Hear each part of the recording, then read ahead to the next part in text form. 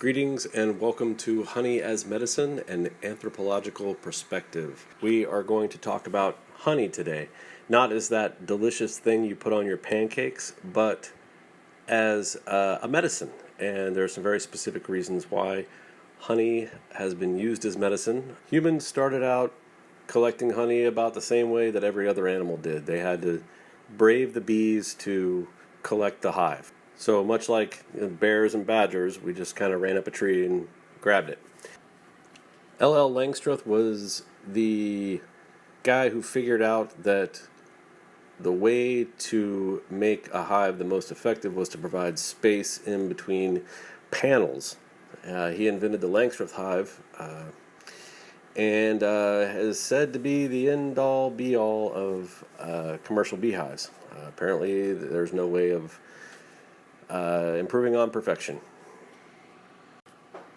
Now, as you can see here, honey is mostly sugar, and that's great because we love sugar, our brains love sugar, our bodies love sugar. Sugar's great. However, go down here a little lower, you'll see this methyl glycoxyl, or methyl glyoxyl. Sorry, I'll just say MGOs from now on because I cannot pronounce that word. And therein lies the healing power. Below that you see micronutrient trace, the 0.05, that's like nothing. But there is some vitamin C in there, which as we all know, is good for you. The way honey is made is actually pretty cool. The bees go to flowers and get nectar, and then it goes into what's called a honey stomach. It's not their real stomach where they eat all the other stuff they eat, honey and pollen and whatnot.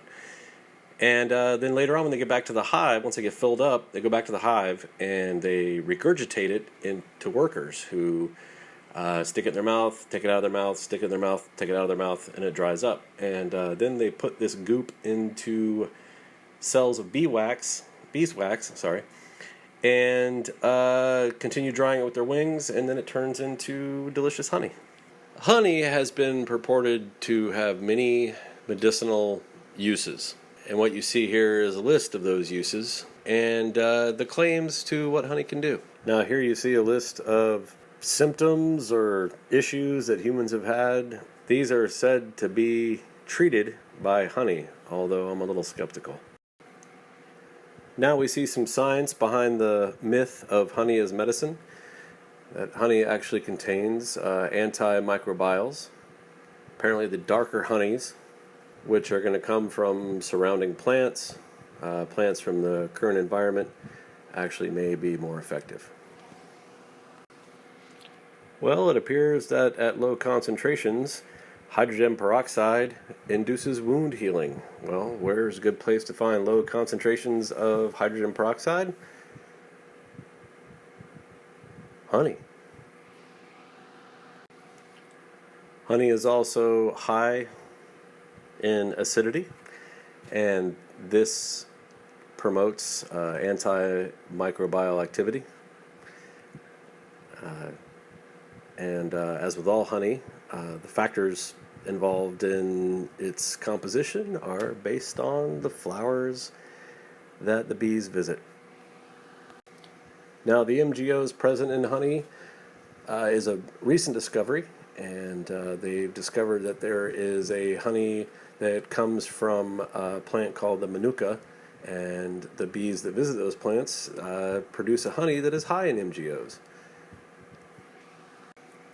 And here you can see a picture of the manuka flower, and as you can see by the panel, it's a highly useful nectar. In addition to the physical healing properties of honey, you can see that it can also be used as a benefit to the mental facilities. Thank you for participating in this presentation. Maybe you know a little bit more about what honey can do for you. There is a pretty good list here of resources that you can access to learn more about bees or honey. One of the best resources for learning about bees or honey is UF's own IFAS Beekeeping Lab. Just Google UF IFAS bees and you'll find it. All right. Thank you once again.